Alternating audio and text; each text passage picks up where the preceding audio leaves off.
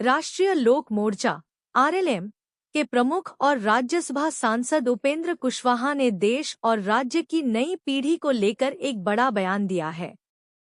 उन्होंने युवाओं से राजनीतिक उग्रता और टकराव की राह छोड़कर सरकार का सहयोग करने की अपील की है।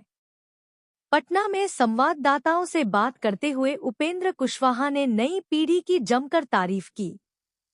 कुशवाहा ने कहा कि आज का युवा पहले से कहीं ज्यादा जागरूक, शिक्षित और अपने अधिकारों को लेकर सजग है।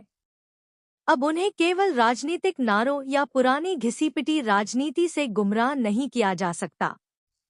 उपेंद्र कुशवाहा ने कहा कि सरकार पूरी तरह से उनके लिए समर्पित है और उनकी समस्या और सुझाव सुनने के लिए तैयार है।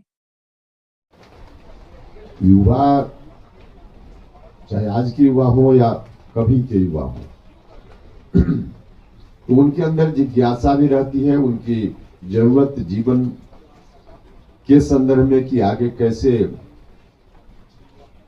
उसको फेस करें। उनके सामने जो चुनौती आती है, क्योंकि युवा का मतलब ये खास उम्र के उस पड़ाव पर जहां से आगे दुनियादारी में उनको जाना है, तो स्वाभाविक रूप से उनके मन में इस बात की जिज्ञासा, इस बात की कोशिश कि कैसे हम इसको फेस करें। स्वाभाविक रूप से इसके लिए उनके अंदर अपेक्षा भी होती है। अपेक्षा अपने परिवार से, अपने माता पिता से, समाज से, सरकार से, राज्य से, देश से, सबसे अपेक्षा होती है। उनकी अपेक्षाओं को समय समय पर जिनकी जवाबदेही है एड्रेस करते भी हैं लोग। और उस दृष्टि से आज का युवा पहले के युवा के मुकाबले काफी ज्यादा जागरूक है, क्योंकि अब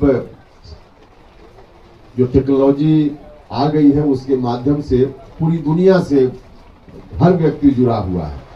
युवा ज्यादा ही जुड़े हुए हैं। कहाँ दुनिया में क्या हो रहा है, हमारे लिए क्या यहाँ होना चाहिए, क्या नहीं हो रहा है, तो इसको लेकर के काफी जिज्ञासा उनके मन में रहती है, अपेक्षा रहती है। और इस बात को की अभिव्यक्ति युवाओं की ओर से अभी पिछले दिनों की गई है। तरीका अलग अलग हो सकता है, लेकिन युवाओं ने अपनी अभिव्यक्ति की है, तो सरकार उसको एड्रेस भी कर रही है।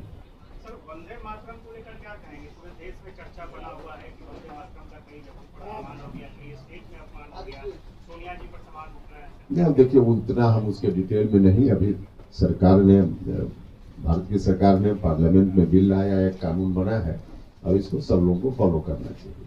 लखीसराय में हादसा हुआ है, क्या कहेंगे? अब इतना उसके बारे में हमको स्पेसिफिक कोई जानकारी नहीं है भाई। कई लोगों की मृत्यु हो गई है इसमें। अब वो जो वहाँ मंदिर में हुआ है, तो उस पर तो हमने श्रद्धांजलि अर्पित की है, और जो घटना हुई है, जो भी आहत लोग हुए हैं, उनके इलाज वगैरह की व्यवस्था ठीक से हो, इस बात की अपेक्षा है। कब तक सड़क पे आंदोलन करते रहेंगे?